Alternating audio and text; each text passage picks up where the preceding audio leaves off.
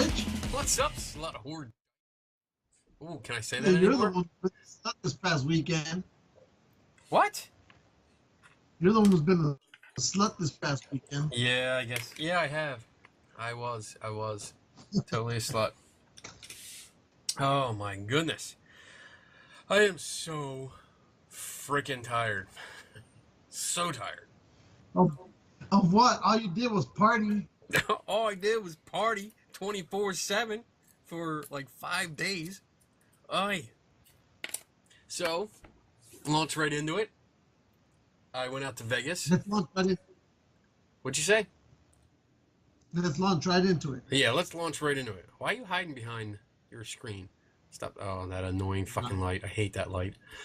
Anyway, so yeah, I went out to Las Vegas, Nevada for CSIcon 2017, the Science and Skeptical Conference, hosted by the Center for Inquiry, the Committee for Skeptical Inquiry, and I believe the Richard Dawkins Foundation for Reason and Logic.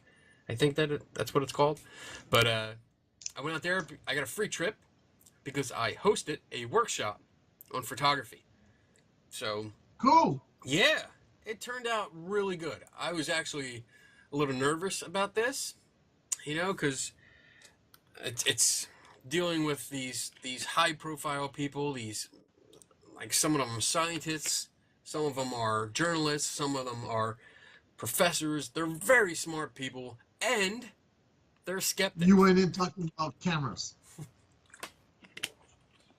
I gave a workshop, 90-minute workshop on Thursday, and there were about 40 people that signed up, which was awesome, because you had to pay for it. It was an extra thing. And honestly, I was worried. I thought I'd get like 3 people, because Right. I'm a nobody, like no, hardly anybody knows me. So I went out there, and yeah, there were about 40 people in the room, and I talked to every one of them. And a couple cool things. One of the coolest thing was that Robin, and I hope I'm not going to pronounce her name right, Plummer or Yeah, Plumer. you names and pronunciations. Robin Blummer. She is the CEO of everything, like the whole organization that runs everything. Geeks and Goals too? If she wants to be. I mean, we can't pay her. Well, if she pays us, come under her wing. But Yeah, exactly. she's the CEO of the Center for Inquiry and the Richard Dawkins Foundation. So she's the bigwig that was there, and she walked into my workshop and walked to the back, sat down, and I was like, oh, shit. I got to really do good because these people paid for me to come here. So I did it, and it was cool because later on we were sitting in one of the lectures, and we happened to sit in back of her, and this was like the big audience hall. So there's probably, I don't know, like 1,200 people in this, easy. And she turned around and looked at me, and she's like, oh, Kenny. I was like, oh my God, yes. She's like, oh, I really, really enjoyed your workshop. I wanted to find you and tell you that I really learned a lot from it, and now I have a bunch of more tools to use when I'm looking at pictures that come across my desk or that we put in the magazine. And so I really wanted to tell you that I enjoyed it. It's like, in my head, I was going, fuck yeah, but I was professional and nice, and I was like, well, thank you very much. I appreciate it. So it was cool. Met a lot of people. It was really cool. Everybody came up to me afterwards throughout the course of the conference and said that they really enjoyed the workshop. So it was a success. I did what I set out to do. So I'm proud of myself a little bit, and I'm happy that I was able to help. Are you going to go back next year if they invite you or what? Yeah, if they invite me, of course. Yes, I definitely will come out because it's a great experience. I mean, there's so many people out there. Everyone is so nice. The lectures throughout the day are phenomenal. I think they were actually better this year than they were last year because they covered a wide range of science. We had Lawrence Krauss. I mean, he did an hour presentation talking about the sun. And for something that we take for granted, I learned a lot. Like, I had no idea there was so much information, and just, he made it very fascinating. So we talked about that. We talked about GMOs. We talked about vaccines. We talked about different sciences, biology, astrophysics, physics itself, and we just covered everything. And it was very informative. I was not bored at all. Like, there was not any time. It's expensive to get in this thing, right? It's expensive. It was about, I think it was like $300 for general admission, and that covered 4 days. That was 4 days of workshops, the reception Thursday night. That was for everybody. It didn't cover the workshops; they were separate on Thursday. But you registered, you came in for the reception, you got all the lectures on Friday and Saturday. There was there's a major podcast called The Skeptic's Guide to the Universe. They did a live show that was an hour and a half long. There were separate lunches that you could sign up for. One with Joe Nickel. So we signed up. We had lunch with Joe Nickel, and he did a presentation during lunch, which was nice. What else was there? There was a party, the Halloween party. Holy shit, we had a great time. I saw that. Took second place. Yes. Did you? Yeah, Who took first? Because we don't care about second place. Well, fuck you. I won $100. I'm happy.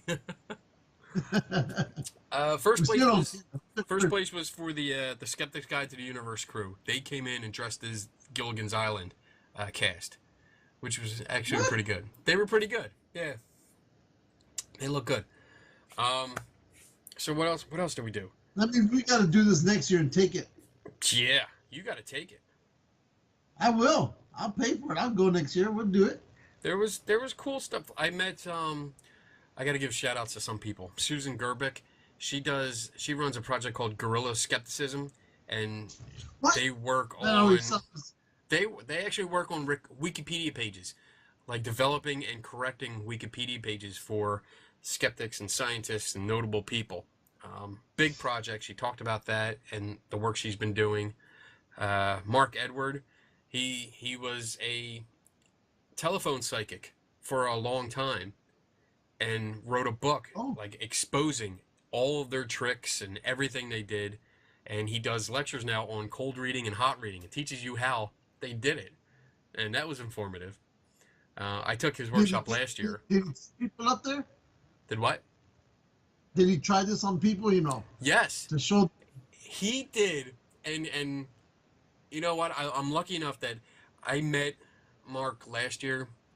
And over the course of this past year, I've spoken with him and Susan because they're a couple.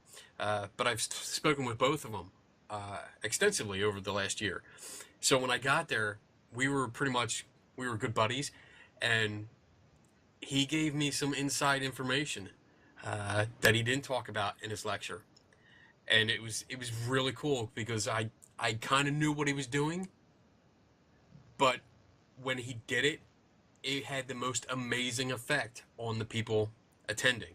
It was just amazing, and just to give you I can't explain everything that he did, but Yeah, no. you never realize how much information you freely give when you're just talking to someone. You don't realize how many people can easily listen to what's going on, to what you're saying, even hours and hours before you meet them for the first time. So basically, like hot reading, do you know what cold reading is? Yeah. All right, so cold reading, for anybody who doesn't know, is basically you come in cold and you make general statements that pretty much apply to everybody, and the person getting the reading usually fills in the blanks. And you kind of work both back and forth and you develop a story, although the client just thinks that the person is psychic. Hot reading is when you come in with information you've already got. Like you've already researched this person. Whether like you paid by credit card and they did a search on your name and credit card number and they found a whole bunch of shit about you, or something that I've done before, but nowhere near as good as Mark. You wait to like a conference like this and you roam around the beginning and just stand near people, near groups of people, and you listen and you take notes. And that's kind of what he did. He took notes early on in the registration, early Thursday, and like Wednesday night or Thursday morning. And then by the time his lecture came around, which was 3:30 in the afternoon, Yeah. he had like 7 or 8 people where he had like a ton of information on, and he would just stop at different times in his lecture and be like, I'm getting something with a guitar. Someone's playing guitar, and he would pick out people. He would zero in on them, just like you see all the psychic shows. It was fucking beautiful. So he was doing what Randy did to expose that one that TV evangelist, where he was reading those cards as well. He was reading cards. He does a lot of stuff like John Edward, the psychic, does this kind of shit. The Long Island medium, she does this kind of shit. But it was really good. It really fascinated people. I mean, there was a lady that was sitting next to Donna who was just, she was floored. She could not figure out how he knew all this information about her. And it was great. I was laughing my ass off. It was beautiful. Who else? Joe Nickel. Oh my God, I got to talk to Joe Nickel a lot this weekend or last weekend. I mean, he came up as soon as I went up. I tapped him on the shoulder. He's like, "Kenny, how you doing? How was your workshop? I'm so sorry I missed it." And I was like, "This is great. This is one of my mentors." And he's like, he's sorry he missed my lecture. That was great. But we actually spoke a few times, and we're making plans. I'm gonna go up and visit him again. And yeah, there's a opportunity to work on something with him. So I'm gonna totally jump on that. What else did we do? We did the Hoover Dam. We went out to Hoover Dam. What did you think of the Hoover Dam? What did I think? No. Let me set this up for you. In Superman, the movie, Hoover Dam plays a big part in it. Okay? It's one of the things that crumbles at the end and Superman saves the town and all that shit. So I've always wanted to go there. My wife has wanted to go there even more just to see it. And I've also, it was in Transformers, so I wanted to see it for that too. I got there, we parked, walked down and looked over the edge, and I was like, it's smaller than I thought. I mean, I don't want to take away, because we learned a great deal about the history and the building, and I mean that they had men working 24/7. I mean, everyone that worked the entire year and only had 2 days off, and that was Christmas and I think Easter. That was it. Everyone that worked that dam worked 24/7. So I mean, it was great. It was phenomenal seeing how it was built and the innovative ways that the things that they came up with in order to build it faster but still be safe and still make it solid. So you took the tour. We took the tour, yeah. Yeah. We took the tour. We went through the generator or the power plant and all that, and yeah, it was fascinating. It wasn't as hot as when I went there, I'm pretty sure. No, it was beautiful. It was beautiful weather. It wasn't hot at all. Good. Because I remember when we were there, people were dying. I would have liked to maybe if there was some kind of way to take a boat ride, I guess at the bottom. You know, like they do at Niagara Falls. That would have been cool, because I think that would have, the size of it would have hit me more. Because I found out, like, when we went to Niagara Falls last year, the same thing happened. Like, we were up top, and I'm looking down going, okay, you know, this is okay. It's not as big as I thought, because you see it on TV. What do you expect? Huh?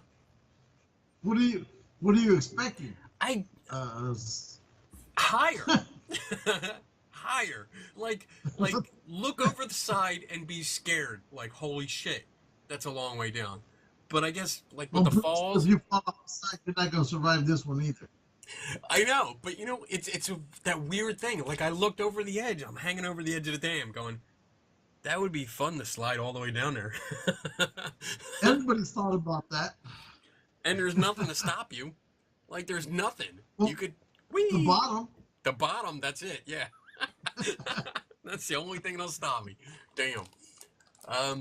But I think once we took the... at Niagara Falls, when we took the Maid of the Mist boat ride, then that's when I really saw the size of it and really understood how big this thing was. So yeah, a boat ride down at the bottom, I think would have been really freaking cool. Yeah, no, I loved it. It was so damn hot the day we went.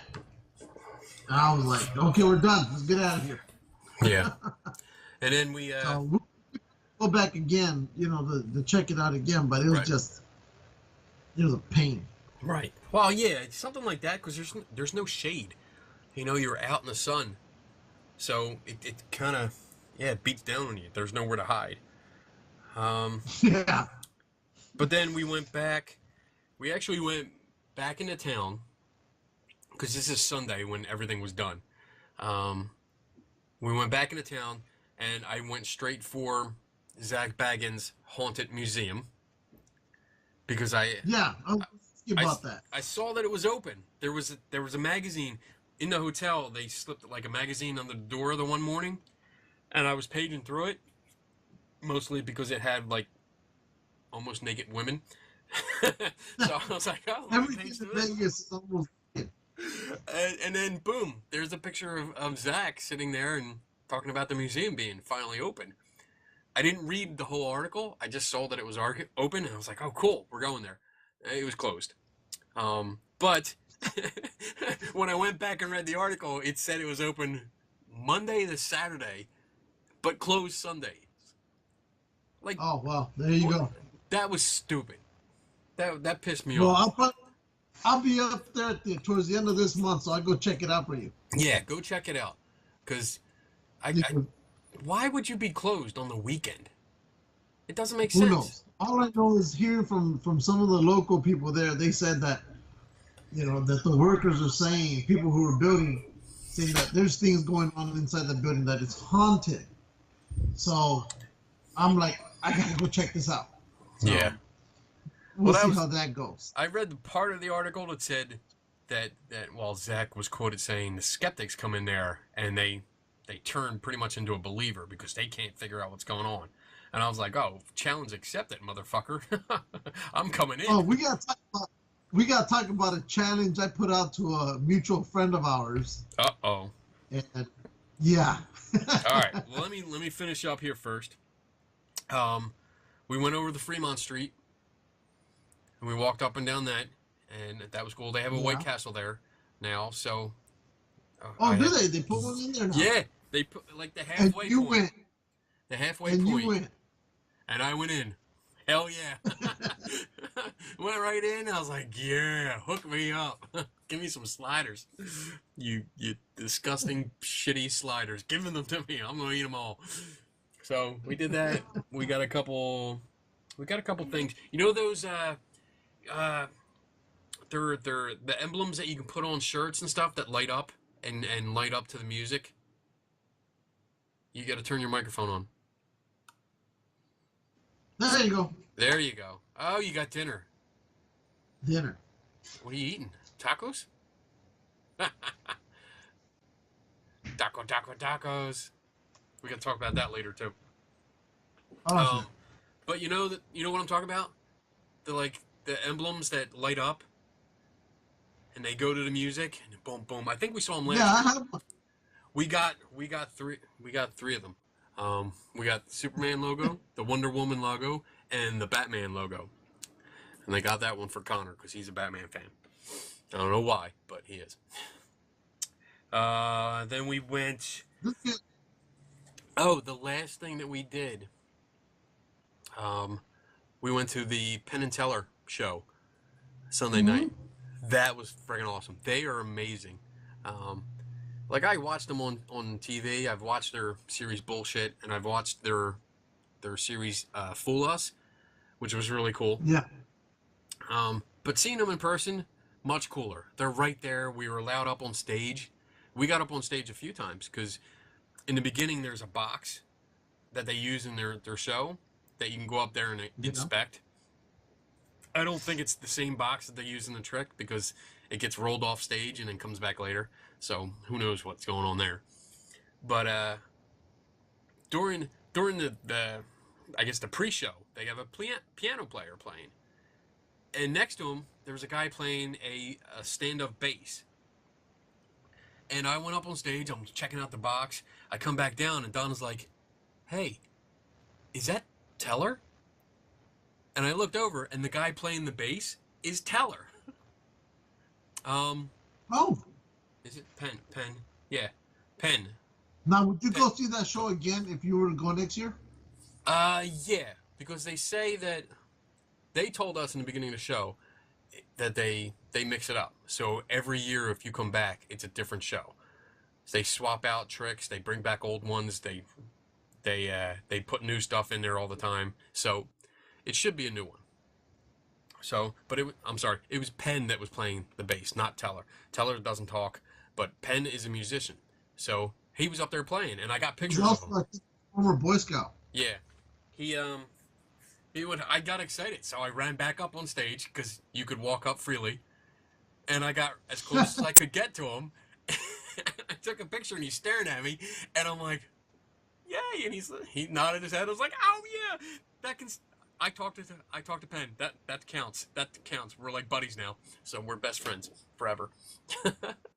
But yeah, we the show was great, and then afterwards they stayed around because they end the show by actually running up the aisles, and they go into the lobby, and we went out there.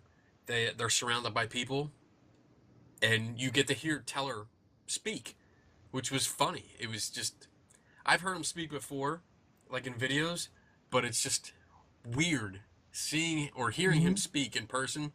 He's very elegant, very well-spoken, very intelligent. How long was the wait? It wasn't bad.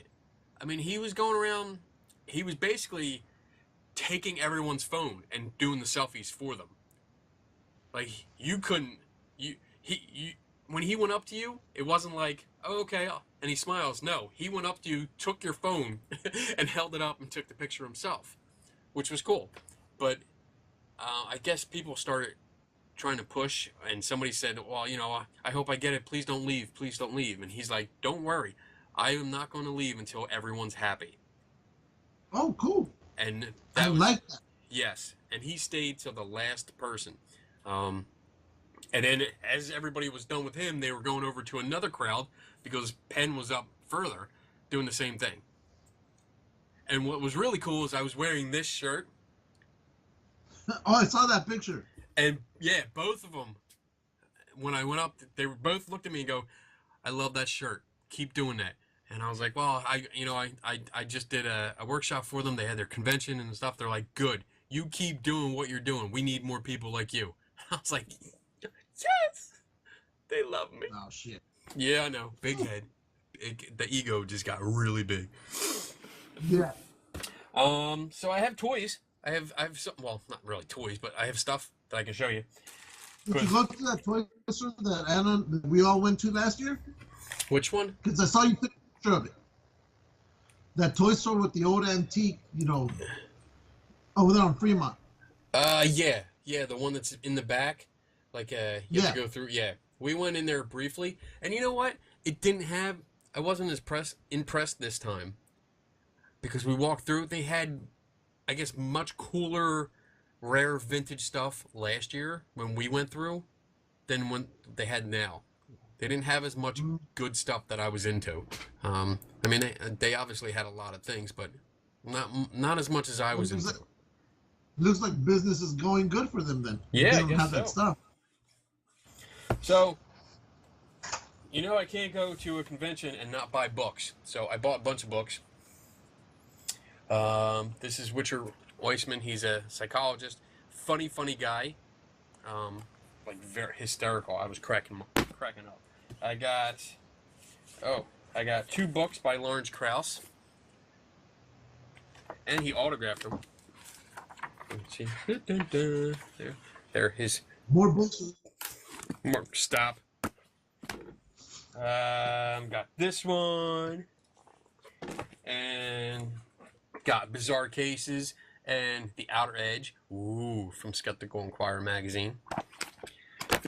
And then I got this one from Maria Kornikova, and this is actually my favorite because I got this like a year and a half ago or 2 years ago, and I took it with me last year to get her to sign it. She did her speaking thing, and then poof, like she disappeared.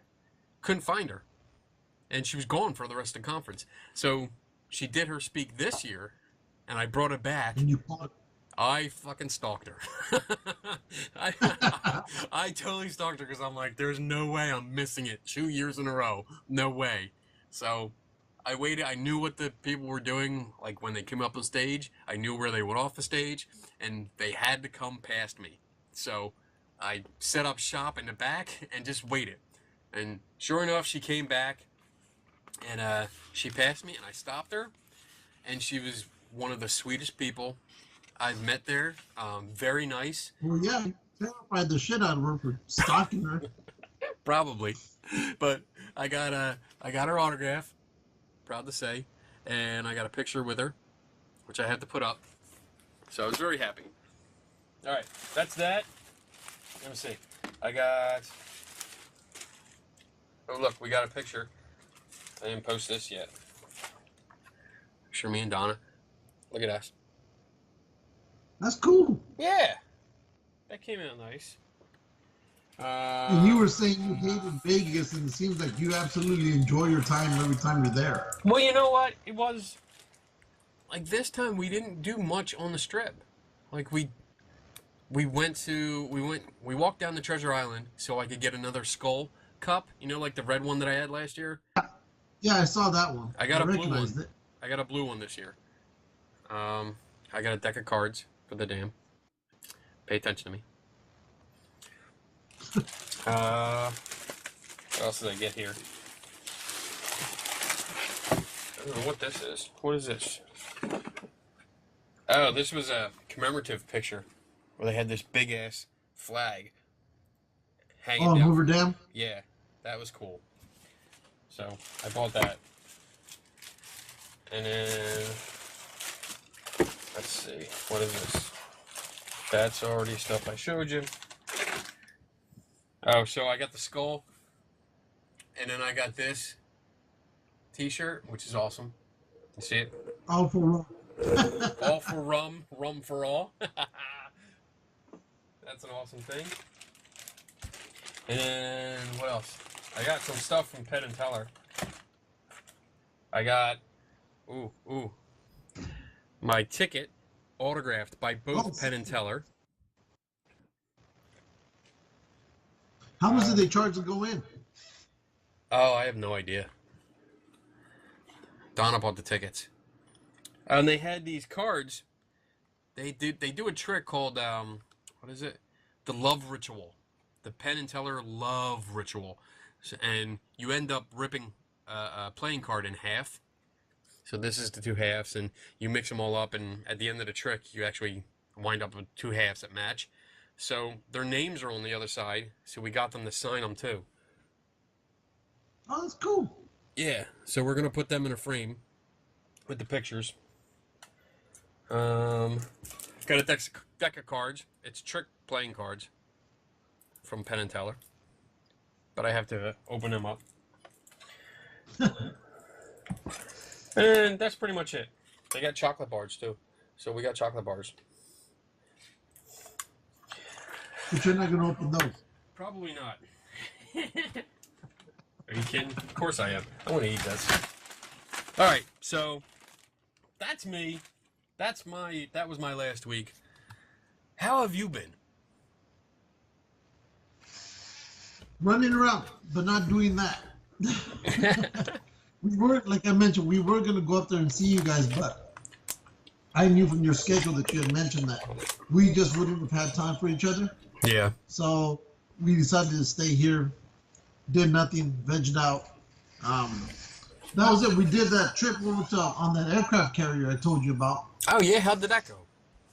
that was cool.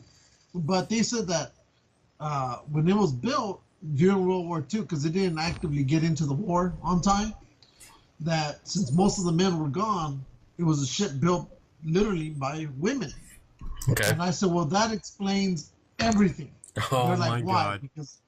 Because everything is just confusing on that ship. All right, ladies and gentlemen, all hate mail, please send to Lou Castile in California.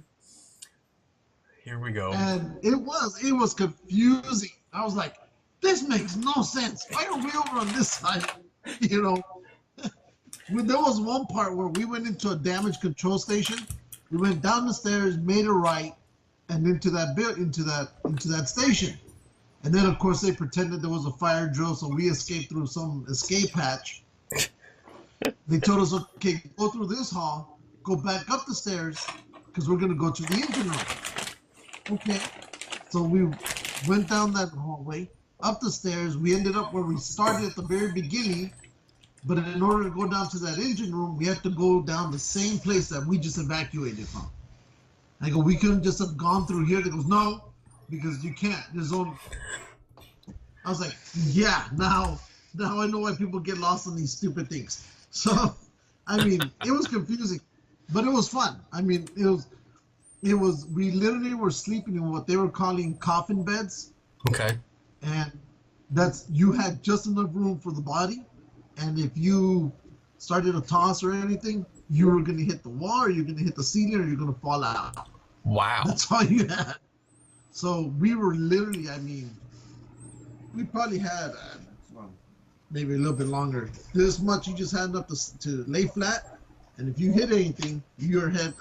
Throughout the night, I kept hearing kids hitting their heads on top of the bunks. So, you know, that was interesting. And outside of that, really nothing else. Nothing else has really happened. I know they got into a couple of paranormal fights over the week with which I haven't done in a while. I know. What did you do? It's not me. It was what they did. They were talking about EVPs and the stuff about ghosts and Bigfoot, and it seems that in the time that I've been gone from the whole community, their views on stuff seems to have gotten even quackier than before. You know. You sure? I think you're just seeing it more. No. I've tried to keep out of the whole ghost thing completely. I mean, not that my belief is gone. It's just I can't deal with the nonsense that some of the stories that come through, you know, are absolutely like. One of them, I'll tell you, was they don't believe Bigfoot actually exists, but they believe it's actually a hologram beamed down by a UFO. and I was like, really? So, you know, so there was that, and there was debunking some pictures, and there was one that was pretty interesting, but I told them it's at the end of the hallway. It could be anybody standing there, but they said no. It was just it's that same person that we've talked about before. She's up in your side, Shannon Coyle. She runs that asylum.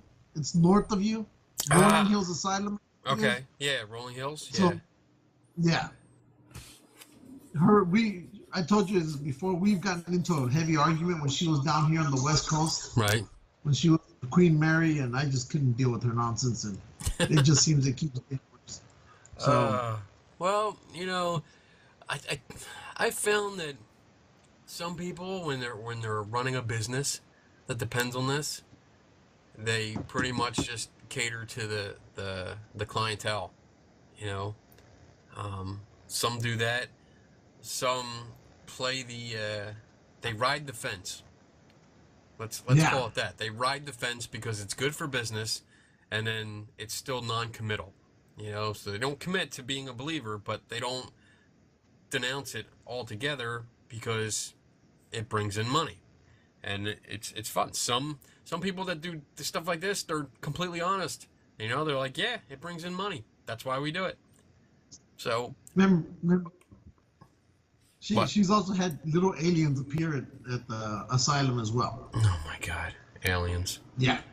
That's stretching a little too far, but oh, So, I just but had no, I had a lady send a picture to me that claimed it was yeah that she spoke with this famous guy in the UK that deals with paranormal and aliens, and the picture that she had, which was cigarette smoke, um, was an alien. That it was an alien being that for some reason decided to get in front of her camera while she took a picture of her son and his wife during Christmas, um, 18 years ago. So I was like, okay, well, it looks like smoke, and this is why. She didn't want to hear it, and I hate that. I hate that. is that the? I think you put her. She did No, I didn't with put the anything Human. else on it. No, no. But there was a woman who showed up earlier, I think last week or the week before, that said she could no longer follow you because she said you were mean. I was mean,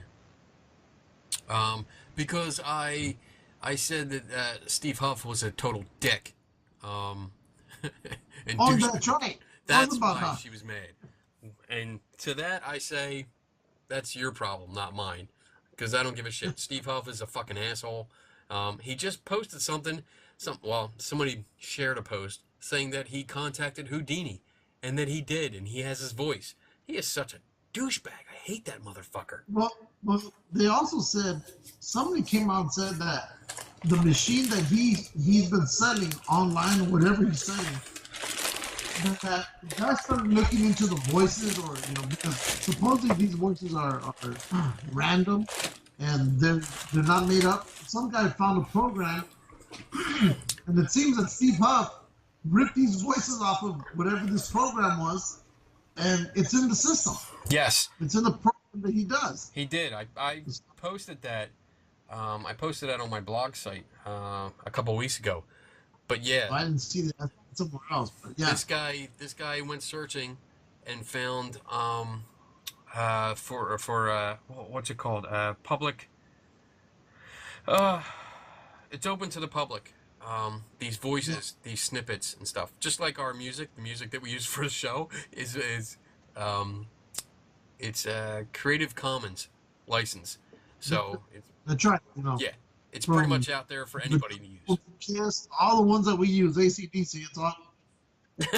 Yeah, I'm gonna just roll past that one. But yeah, this guy went searching and found that like one of Puff's.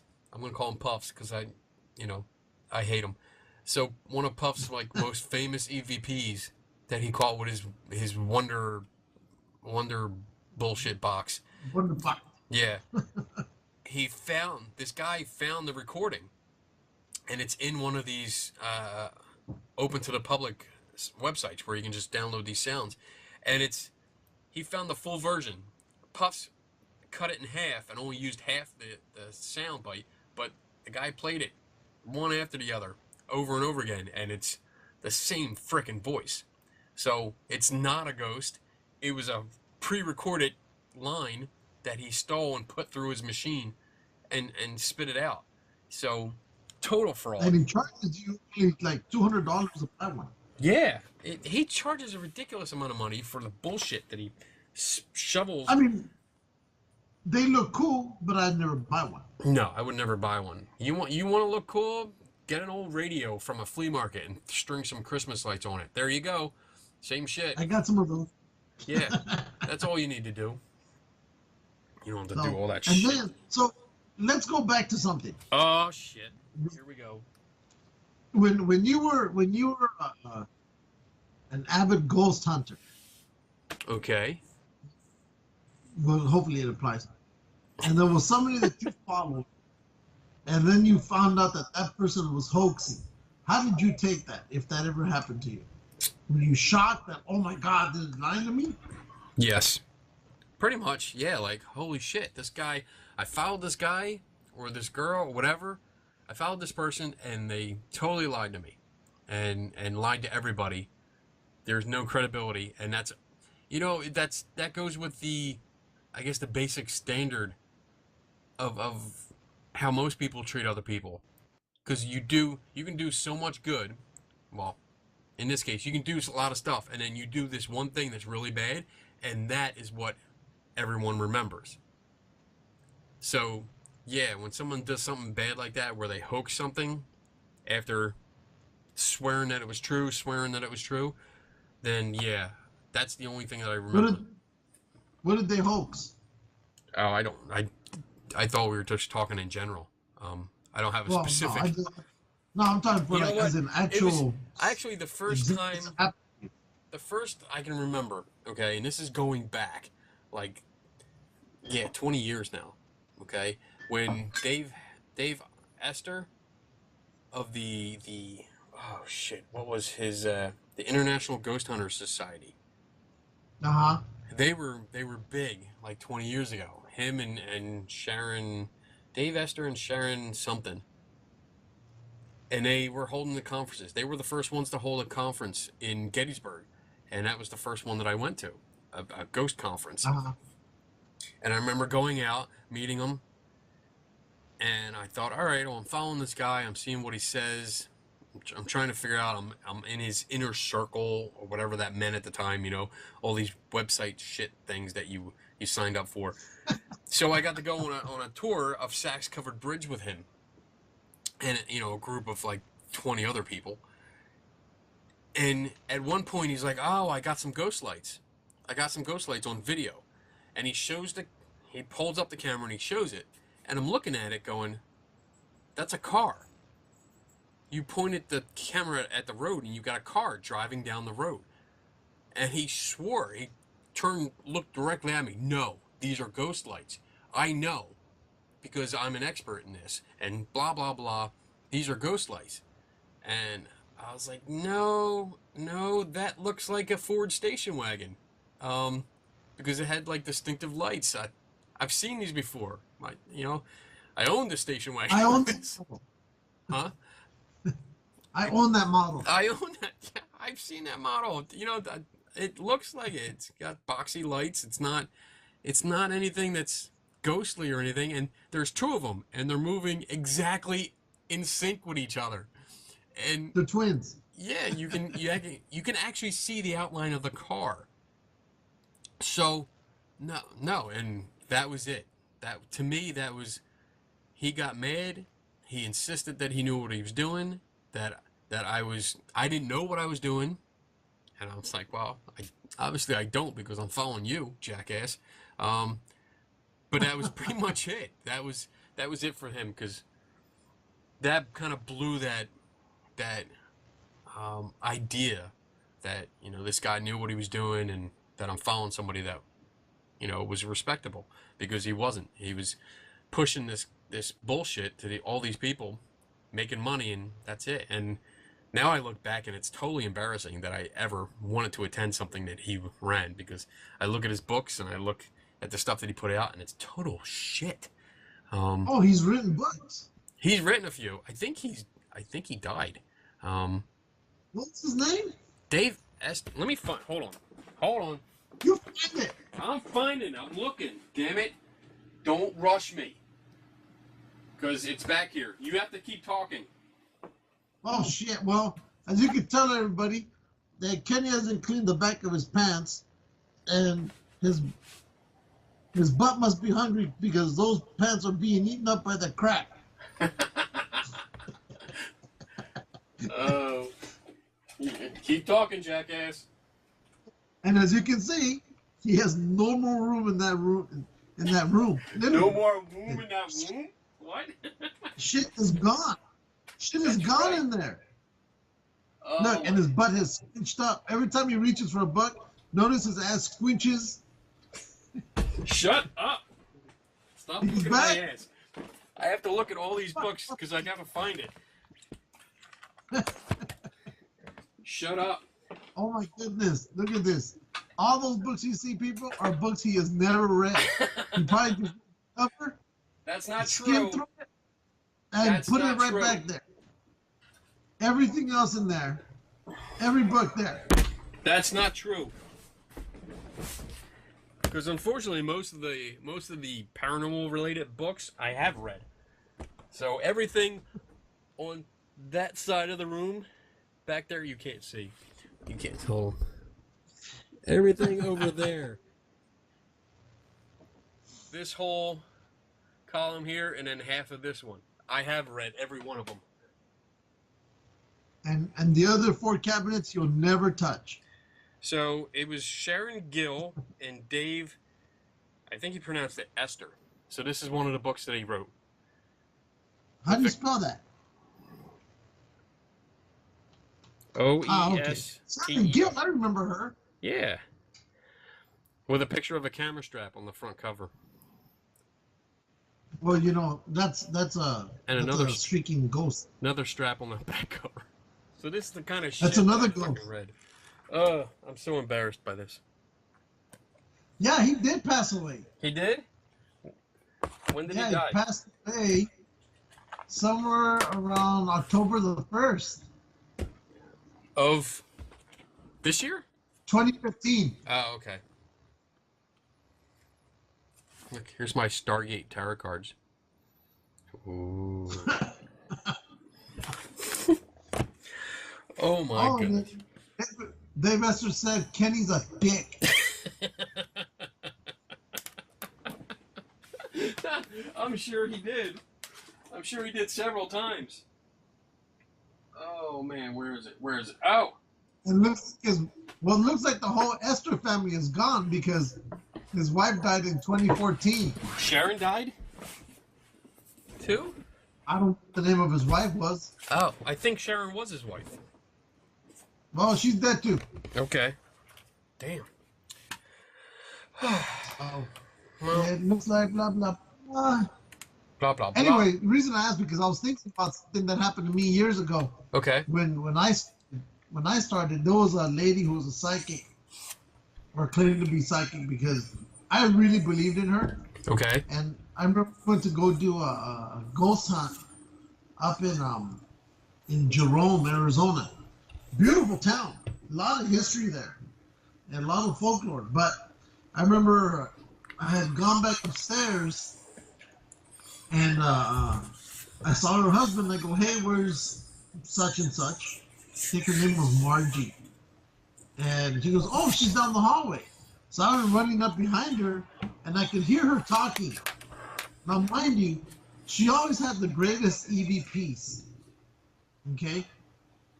But I could hear her talking to something, and as soon as I walked up to her, because she was completely surprised that I was there, she stopped doing it. I was like, "What are you doing?" She goes, "Oh, no, I was just trying to get in contact with the spirits." I'm like, okay, but it's stuck in my mind. Later that night, we went to another location in Jerome, and again, we were getting ready to leave, and she was off by herself. And as I walked up to her, I could hear her talking, but like, you know, in a low, raspy little voice. Walked up to her again, and it was complete. And this is a person who I defended many times because people were saying, "Oh, I think, you know, she's a fake. She makes up her own, you know, evidence." And I was like, no, she doesn't. She's a good person. But I felt for hook, line, and sinker. And hook, line, and what? That, I think, hook, line, and sinker. Okay. What did you think I said? It sounded like you said hook, line, and singer. No. I was like, damn, so, your accent came through. Sorry, go ahead. So no, but after that, I started to question stuff, you know, about the evidence that people brought.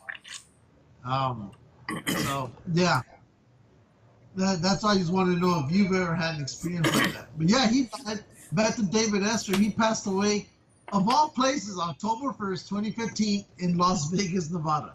Wow.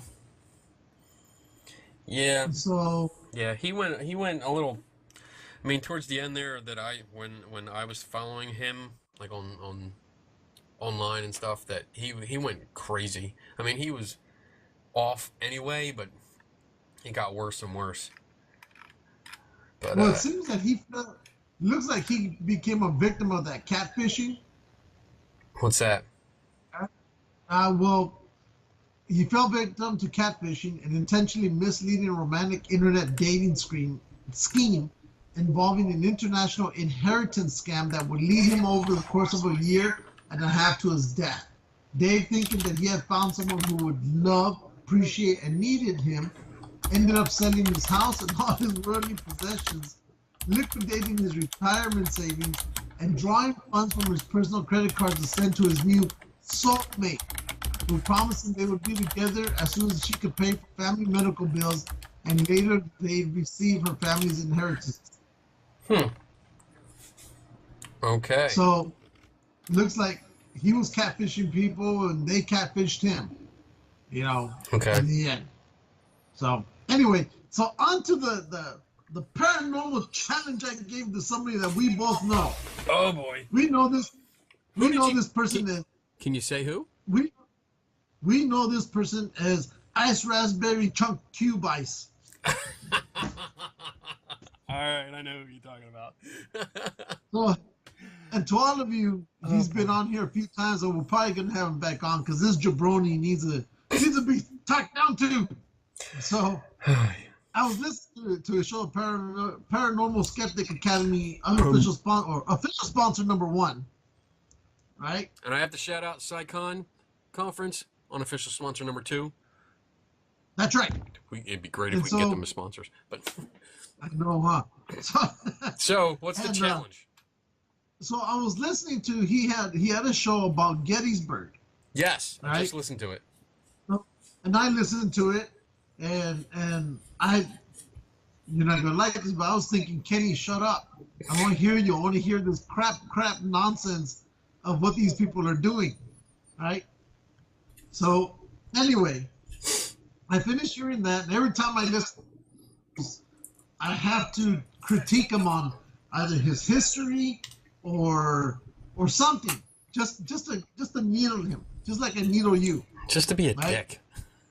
Well, but I told him, you know, and in regards to the K2, where you guys you were correct, where Ghost Hunters did bring it up, and it became the new in thing at that time, and it was Chris, or what the hell was his name again?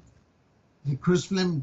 Yeah. He brought it, and you were saying, I don't know which episode. I think it was season 2 when they brought it, but they brought it in to investigate the house that was next door to where Sharon Tate's home used to be, who was a murder victim of the Manson family. Yeah. You know, the actress. Right. And so that's the first time where they brought it into where it became big. Right. So I told him that, and he goes, "You don't need to be telling me that. You need to tell that to your buddy over there." And I go, "Hey man, you're the producer of that show. You need to follow this shit up." So tell me what? I got it right. It was on the Ghost Hunters show. It was Ghost Hunters, but you guys were trying to figure out what episode it was. Oh, that didn't matter. It didn't matter. It didn't matter. But yeah. But like I said, I was going. You're just being a nitpicking bitch, and you know. And then he goes, "Wait," and then he goes, "But this was the bloodiest battle of the Civil War." And I go, "No, it wasn't. The bloodiest battle of the Civil War is 2 hours south of Gettysburg, Antietam." Yeah. I go, "So you need to figure that out."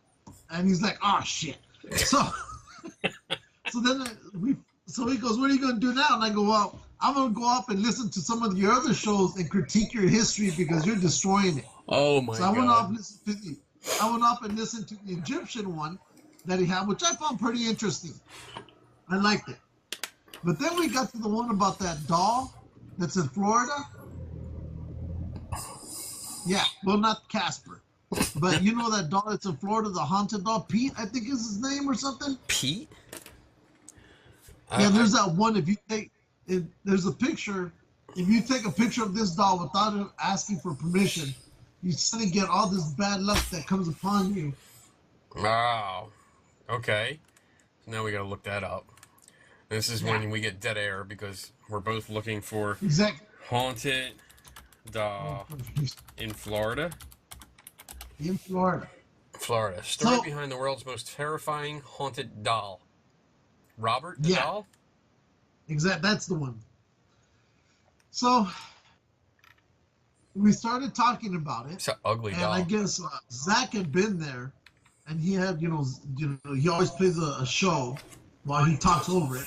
Yeah. So I told him, "Hey, go to Florida, right?" And he goes, "Yeah." And I go, Why don't you go over there when you have time, and insult that doll, take pictures of it, and then walk out without asking for his permission. You see what happens. He goes, oh, I don't need to do that. And I go, why not? And he was like, well, I can do that from here. And I go, no, the whole thing behind this is, the premise is you have to do it in front of him to see if you get bad luck. And he started dodging around the subject. And I go, look, Kenny would do it if he was right there. Kenny would go insult this doll and see what would happen. And I go, so he kept dodging the subject, and I go, oh, so I guess you're not really the big bad skeptic that you say you are, because you won't go up to a stupid little doll and say things to it. He goes, I don't need no doll to do that. So we went back and forth for like an hour. I have found you to be a hoax and a fraud and a huckster. Oh so my he didn't take that. God. And he goes, so he goes, okay, fine. So because he tends to go to Florida a lot, he said he's gonna go there to take the challenge. Good. And I go, but you need to do videotape. He goes, okay, I can do that. And I go, because I want to see proof that you did this.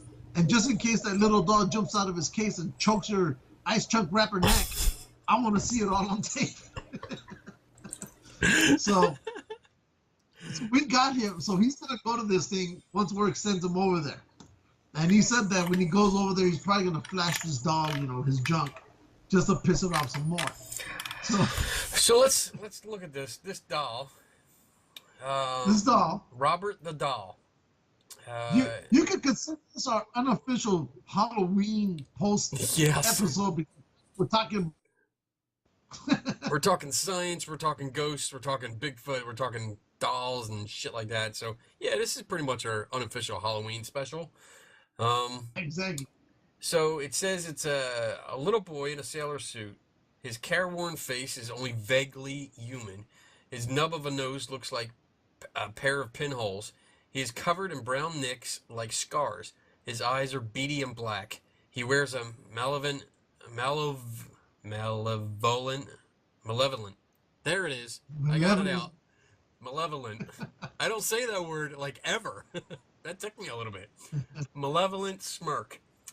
Clasped in his lap, he's holding his own toy, a dog with a garish popping eyes and a too big tongue, lolling crazily out of his mouth. Here are some things that, ladies and gentlemen. Yes.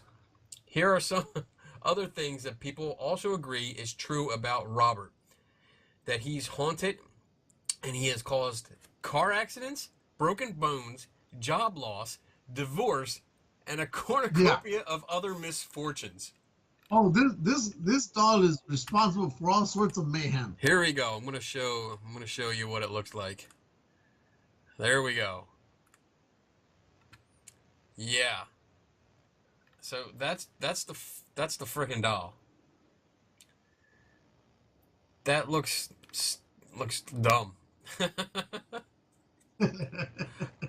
So yeah, go. Come on, Chris C-Web. Go take a picture of this doll, insult it, take a picture, and then come back, and then blame whatever bad luck you have on this, because obviously that's how it works. Yeah, and I asked him, I go, what if you get, what if something, you get bad luck after taking this picture? What would you think of it? He goes, coincidence. He goes, well, I've heard of stories where this has gone on for months until whoever was afflicted by the curse went back to the doll, and literally, there's people literally, I'm sorry, crying, I didn't mean it, blah, blah, blah. I mean, heartfelt apologies to the doll. So they could, so it would take off the curse or whatever it puts on there. So then, in honor of you challenging our dear friend C-Web to go down and take pictures of this, to do this, I'm going to challenge you to find these written accounts where people have had such bad luck that they have to go back and literally cry and apologize to a doll. All right. I want you to find these so that we have reference. You know, you can't just send C-Web up to take pictures and say, I just challenge you to do this. You got to give them a reason why. So find these documented cases. Not just hearsay. I want documented cases, bitch. You will get one, bitch. Of these. Begin treatment with Cosentyx. Yeah. Yeah. So we will find them. I don't see anything here. We will find them. Okay, you find them. So I told him. So yes, and I told him I'd buy him a steak. Oh. If he goes, all right. That'll never happen, Chris. Don't even wait for it. Well, I got even if you win, it won't happen. It's gonna happen. Hey, I bought you breakfast the other day. Shut up. Oh my God. So is this where it is? Where Robert lives? Okay. So It's in that brick house. Yeah, I got that. Oh, it's a museum. According to legend, young Otto began to claim mishaps on the doll. While this could have been laughed off as childish storytelling, adults also started noticing odd occurrences, especially as Otto and Robert grew older. As an adult, Otto lived in a stately home called the Artist House, where Robert could be seen positioned at the upstairs window. Schoolchildren swore that he would appear and reappear, and they avoided the house. Myrtle Reuter purchased the Artist House after Otto's death in 1974, and also became Robert's new caretaker. Visitors swore they heard footsteps in the attic and giggling. Some claimed Robert's expression changed when anyone badmouthed Otto in his presence. Reuter said Robert would move around the house on his own, and after 20 years of antics, she donated him to the museum in 1994. So all these stories followed up. So I would go. I would totally go. I would take pictures. I would poke it in the eye. I wouldn't damage it, but I would totally poke him in the eye. I would take his dog and see what would happen, because bad luck does not exist. I don't believe in bad luck. Here's one review about saying we should have asked Robert's permission. And I guess this happened to a couple back in 2009, the 23rd of June. So. You gonna read it? Yeah, I'll read it. Come on, read it then. Shut up. Like out loud, not to yourself. Shut up, I'm reading. Last week we were in Key West soaking up the history and wonderful sunshine. We are from New Hampshire and are not strangers to ghostly tales. Okay, so they're already going the prime. Little did we realize that Robert the doll was more than just a tale. We went to the museum and was told by a very nice lady at the front desk to be sure and ask Robert's permission if we wanted to take his picture. I just laughed at such a silly statement. We went into the room where Robert was gazing at us. I snapped not once but 3 times. We then proceeded into the gallery where it was air conditioned and there was some beautiful artwork on the walls. I found one painting that caught my eye and decided to take a picture of it. That's when it all started. As I snapped the picture, I looked at my camera and it said, no images. All the 50+ pictures that we had taken in Key West were suddenly gone. We went parasailing the next day. The boat captain took video of us in the air. Got back home, the disc was blank. Went to a camera store and they could find no reason why our pictures were gone, why the disc was blank. I wonder if it was on. I have also been hearing strange noises during the night since I've been home. To all who may read this, please listen to the nice lady at the front desk at the museum. Ask Robert's permission if you want to take his picture. That's one. There's more reviews in here. I know there are. So the lady had a problem with her camera, and she blames it on a doll. Oh, that's in Russian. I can't read Russian. Oh, why not? Because they have fucked up language. Hello. Oh boy. So we're gonna let's see if Ice Chunky can do it for us and go over there and I think he will. If he gets down there, that'd be cool. I would be. I would totally do this. I mean, even though I think all these stories are pretty much bullshit, and they're just, it's fun to not only learn how the legend started, but I see this, and I have that, I don't know what kind of feeling it is, but now I want to go there. I want to go there and get a picture of this. And in the course of our little, friendly argument, he's like, well, why would the dog put the curse on this woman? You have to listen to the show to understand. But not the person who said, this other comment. And I said, I don't know, maybe the doll was thinking this way instead of that way. I go, I'm not the fucking doll. I'm not going to think for it. And they go, yeah, that's the fucking doll. It's just a doll. So we're arguing about what the doll is thinking for like 10 minutes. Oh my God. Well, how do you know it's not thinking that? I go, how's this fuck should I know? It's made out of wood. So, so we went back and forth on that one. And I told him I'll expose you tonight. Oh my. And he's like, so then he goes, well, when are you going to expose me? I go, I'll do it on G&G, and then we'll expose you on your show. You're never going to get on his show. He's never going to let you go on. No. Oh my God. But no. Oh, here's another one. There's one. What? It just says, apology for Robert. I'm sorry, Robert, as I didn't have your permission to view your video.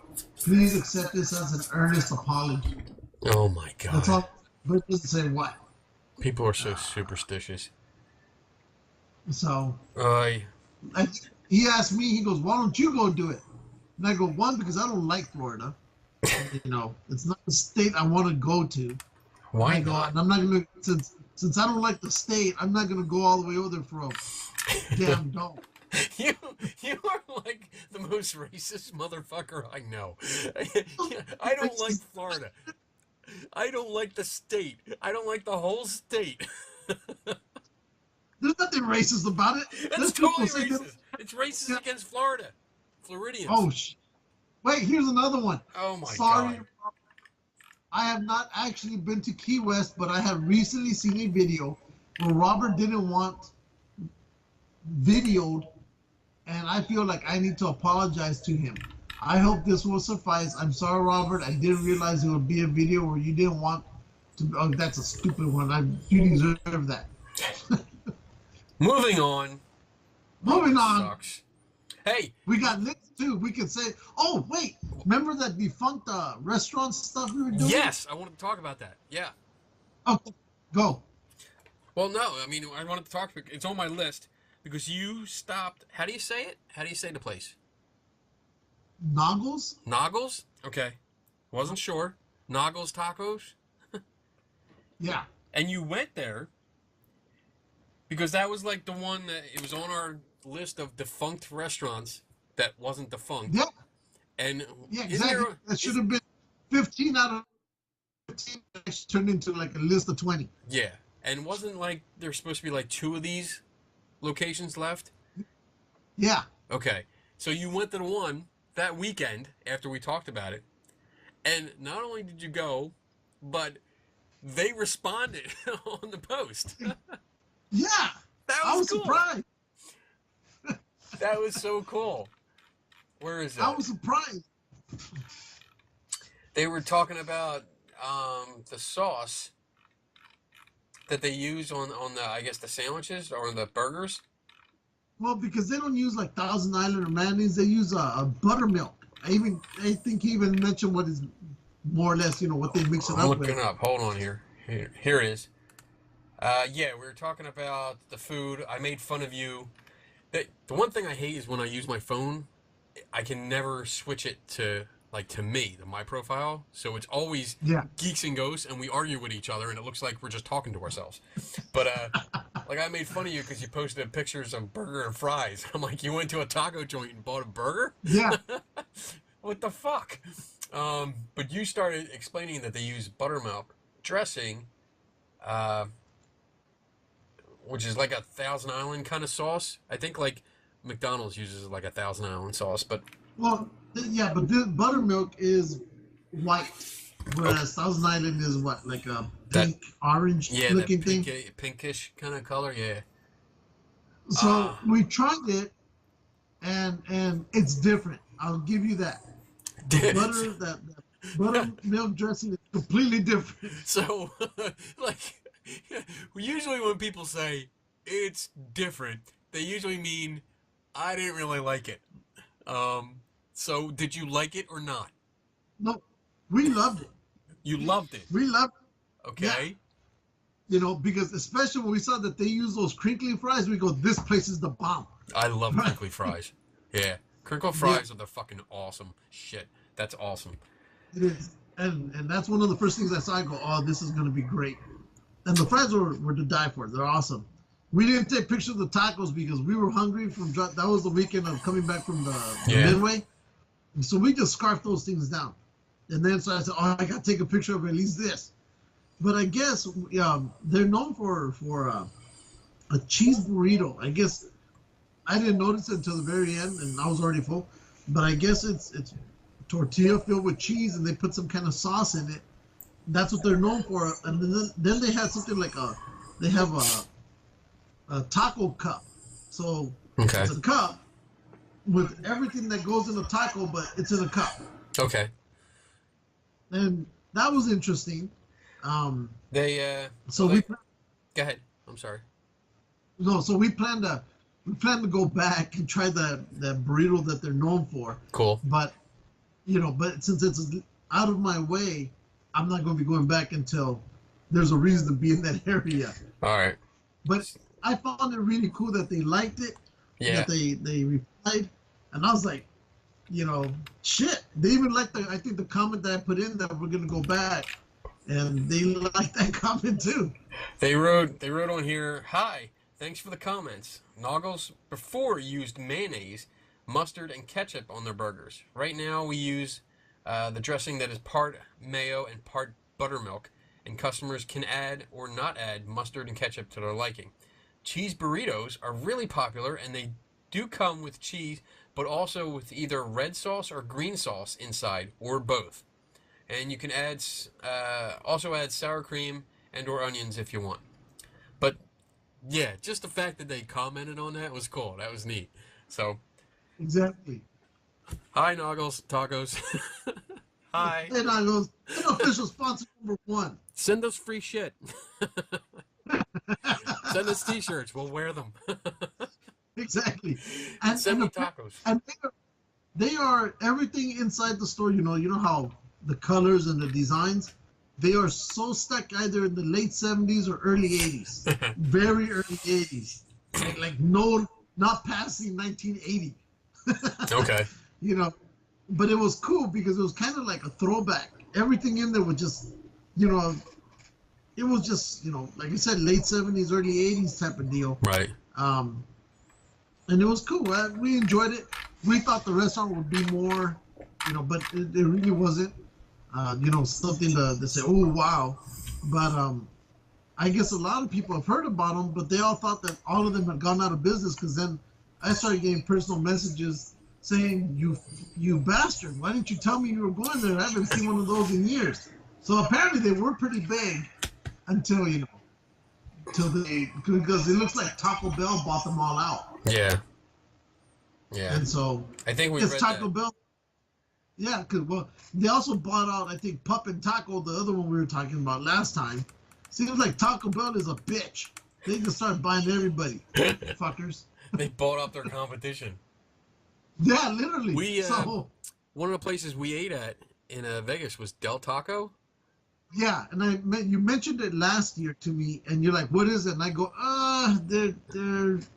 they're lower than Taco Bell to a certain extent, but Really? in my view, I think they have better chicken tacos, soft Okay. tacos than the Taco Bell, and I love their burger that they have Yeah. because they also serve crinkly fries. Yes. I did the same thing you did. I ordered a burger and fries at a taco place, but then I went back and got a taco because I was like, I can't do this. I can't do a Lou. I have to get a taco. So I went and got a taco, and yeah, it was pretty good. I mean, it wasn't. It tasted the same as Taco Bell, except I think they stuff their tacos a little bit more. Yeah, that they do, and they're Yeah. bigger. They seem to be bigger. It's just to me whatever they use for the meat, the ground meat or whatever for the tacos isn't. I don't care for it. Yeah. But like I said, I love their soft chicken tacos, and I really like their double cheeseburger and the fries. Yeah. To me, that's all I get when I go there. Except- Everything else, I leave alone. I did notice, because I got the double cheeseburger, and I bit into it, and I'm looking at the burger going, this could not get any flatter. These burgers, like 2 of the burgers, I think would make up like 1 McDonald's burger. Like that's how they were paper thin. I was like, what the hell is this? What is this? This is horrible. Like I'm eating roll, cheese, and like lettuce and stuff. And there were slivers. So Del Taco, I don't like your cheeseburgers because you need to put actual meat in the burger. Or at least make them thick. Make them thicker, yeah. Make them look like a burger. They look like when you make very, very thin pancakes. or like sliced lunch meat. That's it. Wow, because when I've gotten them over here, the patties are pretty thick. They're not thick, but they're thick. Yeah, these weren't like I would say like that was both patties. Oh shit! It was you got paper. They were very, very thin. I was very disappointed with that. Wow. So, but the fries were good. But next year when you come down, if you do come down, I gotta take you to a place called Tommy's, and they make chili burgers. Everything in there is chili. Yeah. It's not hot. You can Here deal we with go. It's not hot. Here, eat this. No, Can't trust me. Taste anything. It's not hot. We'll see. We'll see. Maybe next year. Next year, if we do come out, and I don't know, they're having it at a new hotel. They're moving it to a different hotel because they got bigger. They can't. The hotel we were in last year and this year, they can't hold it anymore because they have too many people. So we'll see. If we come out next year, I'm thinking maybe we'll take like an extra day or 2, and then head out your way, so we can come into the West Coast studio of G&G and do a show from there. That'd be interesting. Oh, I want to do a quick note here because you posted a link. The post-apocalyptic version of Charlie Brown. Oh yes. You put that up there. What do you got? Well, you can't see it. Remember, he's one of the ones that I print that my buddy at the sheriff's department. Oh yeah. Okay. Well, I wanted to show you because it's from a book, and the link's on our Facebook page, and it's from a book called Weapon Brown, and it's a comic strip style book, which I just happen to have. What? Look at that shit. I interviewed this guy. This is great book. I love this book. I think I read it cover to cover in a day and a half. I went through it. And yeah, I think one of our early videos that we did at a Comic-Con, the one at Philly, I think I did Wizard World Philly, and I interviewed the guy. So yeah, he was cool. It's a great series. If you can find it, pick it up. Definitely. I'm pretty sure once I found out the name of it, I was like, I gotta find this. Yeah. I have it. Next time you come out here, you can read it. You can't take it home though. That'd be fun. I think he autographed it. Oh yeah, he did. See, he autographed. To Kenny Love Chuck or True Kill Medina. Dumbass. All right. Did you see the Star Wars speeder bike? Yeah, I put it up there. You put it up there. Let me see. Where is it? I'm looking for it. I don't see it. There it is. It's there. Let me see. Get it full screen. You find it yet? Yes. I'm gonna share it, bitch. Share it. Share screens. Boom. start. I'm going to share the music because you have to hear the music too. All right, and here we go.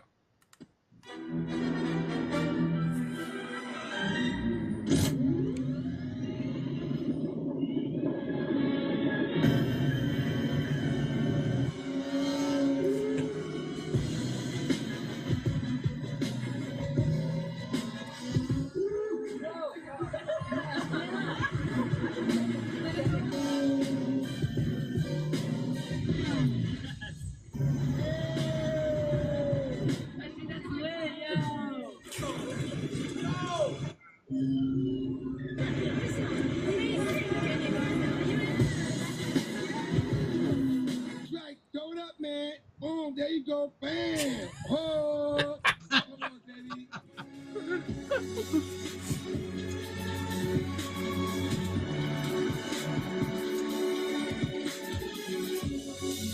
That is so awesome.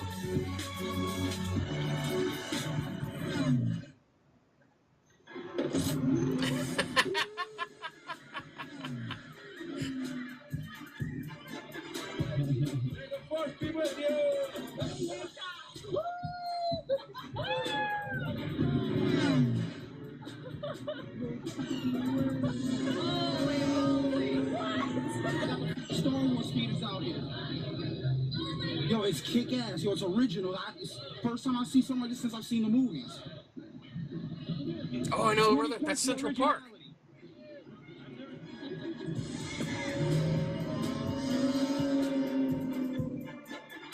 Oh, that is so cool.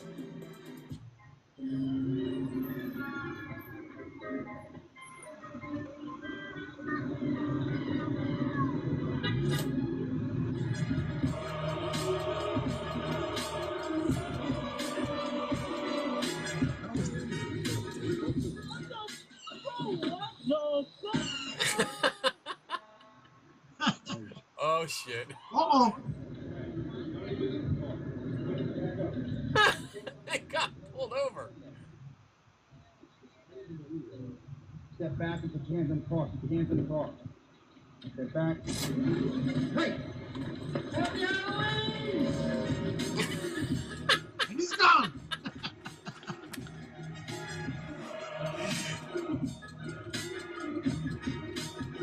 Oh, that was good. That was good. That's a good video. Yeah. I like that. Man, I found a picture of, or another one of somebody saying they took a picture of Robert and the camera didn't work no more. Oh my god. All these stories. All right. What do we got? What do we got next? We got... You had a list. Yes, because we love lists. We love lists. We are lists. And we got this one. 15. Yeah, right. I don't trust that number anymore. 15 awful big screen costumes that failed the comics. Alright, so we're going to share this again. We're going to go through this. What are you doing? Clicking. Alright. 15 awful costumes. Number 15, Quicksilver. I don't know. Well, I mean, the movie, the Avengers one did pretty good. I didn't care for the one for the Avengers. I like the one more on the right for the next generation of the X-Men. Yeah. I liked his because it seemed kind of more like to the period. Mind you, these two both appeared in that movie Kick-Ass. Yes. Yeah. So that's just cool. That's a cool movie trivia. That they both were in the movie Kick-Ass and they both played the same character in different versions of the Marvel Universe. yeah, one played the 60s version, the other one played the more 2000. Yeah. Yeah. So, But in both of them, though, I actually liked the guy who played Quicksilver on the X-Men. But okay. I couldn't get with Quicksilver with the Avengers. I just couldn't follow it. I wasn't. I couldn't get into it. I liked it. No. You know what? I'm with you. I liked, what is it, Evan Peters, right? Yeah, which one is it? Quicksilver, X-Men franchise, yeah, blah, blah, blah, blah. I swear to horrible roots in his silver hair. Okay, so yeah, I like the one that was in the X-Men because he was funny. He was funny. Yeah. He did the comedy thing with the seriousness really well. I liked it. But the one in the Avengers version, I get what they were doing because it was a little bit more serious. And I think I would have liked him if he stuck around and didn't wear like these goofy, like light gray sneakers. It didn't go with the whole suit, and the whole suit itself just looks kind of weird. But yeah, I like the one from the X-Men better. All right, Yeah. next. No, I agree, and I also like the music that they had for the X-Men. Yeah, You know, for him when he was going around beating everybody up in slow motion. Catwoman. Aww, this kind of made me sad. I liked Michelle Pfeiffer as Catwoman. She was pretty hardcore sexy. Halle Berry? No. Yeah. No, I didn't like that. I like the Michelle Pfeiffer. Alexa. I like the Michelle Pfeiffer Catwoman. Again, Halle Berry sucked. But, but I think out of all of them, I loved Anne Hathaway's. I Yes. think it was the closest one to all of them. She looked pretty good. But yeah, I think Michelle Pfeiffer actually was just I think it was the best for the comics. Although the stitching look I'm not really into, but the skin tight catsuit, yeah, I liked it. She was hot. Well, when Michelle Pfeiffer went in to audition, she went in that exact same suit. Okay. So, Ang Lee's Hulk. This was the first Hulk movie. Yeah, It was horrible. I think it was horrible looking. that's what I've heard. I've never seen it. Really? Okay. I've only seen snippets of it. I like the guy that they were using as Bruce Banner in that movie, but Yeah. I've never got to watch it. Just I think the one thing that turned me off about it was when they first showed him, they showed Hulk to be like fucking 30 feet tall, and you know, Yeah. it was just ridiculous. I think in that one, in the original one, he actually was 3 different sizes. He started out with the smallest size, and then he grew throughout the film when he had his big standoff at the end. But then the next one with oh shit, what was his name? When they did the Incredible Hulk with oh my god, I forget what his name is. I don't remember. I'm gonna move on. I do like what they have now. I like the Avengers one now. I like the guy playing Bruce Banner. I think he's. Was it fun? Good. Was it Garofalo? I think was the guy's name. Yeah. He's humble enough. He looks a little skittish, but not too much. And he's smart and kind of confident and I want to say like a little bit fragile, scared of himself, which is good. Ed Norton, that was the guy that played the second Hulk movie. Yes, Ed exactly. Norton, yes. Boom, brain fart. But he was kind of okay. He was better than the guy that played it in the first one, which was Bennett. Oh my God, I can't remember anything tonight. Well, you're old. Well, you're a dick. So there. Bitch, I hate you. I'm looking it up now. Oh, Eric Bana. Who switched over to, didn't he play Batman? Yeah, I didn't like him, Eric Bana, because he was just too bulked up. He looked too. He was a pretty boy, and he was too muscular to be a nerdy scientist. This little Bruce Banner kind of thing. So yeah, I didn't like him at all. So there. I had to look it up. Oh my god, I don't. How do you say this shit? Ozymandias. Osmandius. Osmandius. Where is he from? Oh, the Watchmen. He's from.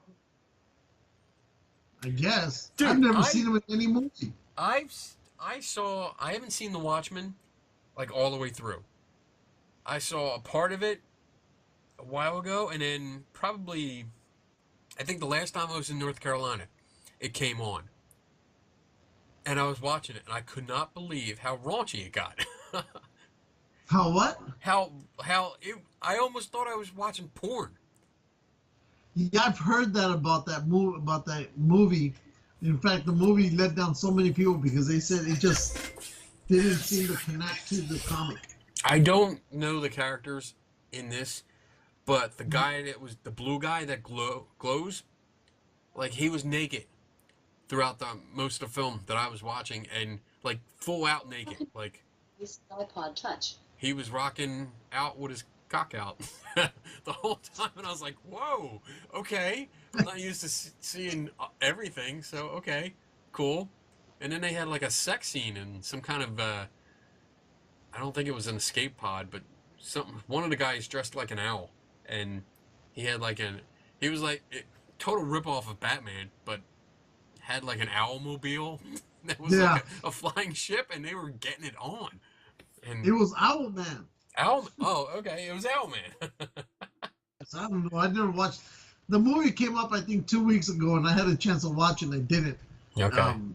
Probably because I kept hearing so many bad reviews about it. Yeah. Now that you mentioned it's like porn, I'm probably gonna have to watch it.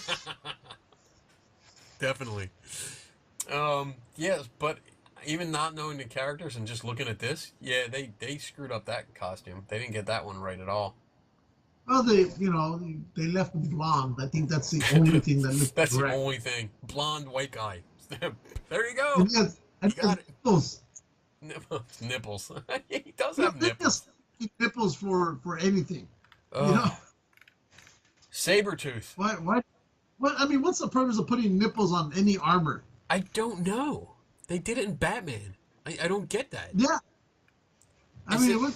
I mean, is that supposed to like take the bad guy's attention away from you while he's fighting? He's like, oh my god, his nipples are showing. Pow! Nipples! Oh, Boom! Purple Nurple? the distraction. Sabretooth was, yeah. In the You know what? X-Men. I like this Sabretooth that they showed. Right? Okay. This version. I didn't care for the other version that came out in Wolverine? Huh? Yeah. Yeah. I mean, I like the actor, but I just didn't care for that version. Yeah. Yeah, I get You it. know. This guy looks a little bit, at least a little bit more like this. They did him up good, but yeah, they could have made him a little bit more like the costume. Yeah, I mean, there's only so much you can do, but I think, if they could build a fucking Iron Man suit, they Yeah. could probably get. I mean, we've seen the original Iron Man suit that they used in the late 70s. It looked like a garbage can with handles and lights. That was horrible. It was like they oh man. It wasn't Robbie the robot. It was the other robot. But it looked like they spray painted the old sci-fi robot like orange and red and just put it on and said, "You're Iron Man." Remember, it's not from Lost in Space, but there was another sci-fi robot. Instead of having the circle head, it had more of a dome head. Oh, I know what you're talking about, but I can't remember that show. Man, okay. You know what I'm talking about, though, right? There was Lost in Space. There was that one show, 2001, but I don't think they had a robot. No, that wasn't it. Now I gotta look. I know what you, but I can't remember it. We have to search it. We have to search. Let's see. Classic sci-fi robots. Let's see what comes up. Images. Dun dun. There it is.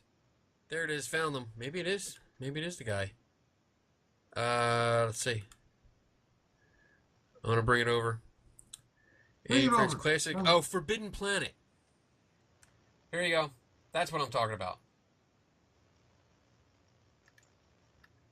So it was Forbidden Planet. That's what it was. In fact, 2-3 years ago, they just ended up selling that, that same robot, and I think somebody bought it for like $3 million or something like that.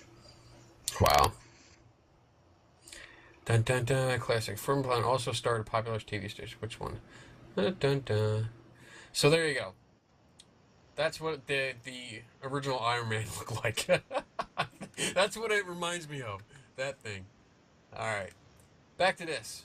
Marv. I feel like, outside of R2-D2 and C-3PO, I think my favorite robots are the two from the movie The Black Hole. The Black Hole. You're gonna have to bring it up. Oh my God. Deviating from our list here.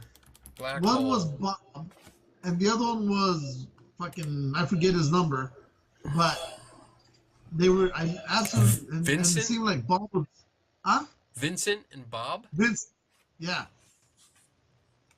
Oh, they were like, oh my God! Now I remember these. It seemed like the beat up one was like an alcoholic robot, because every time he talked, he had that southern talk. And Here you go. Like he was always fucked up. Those two. Those two.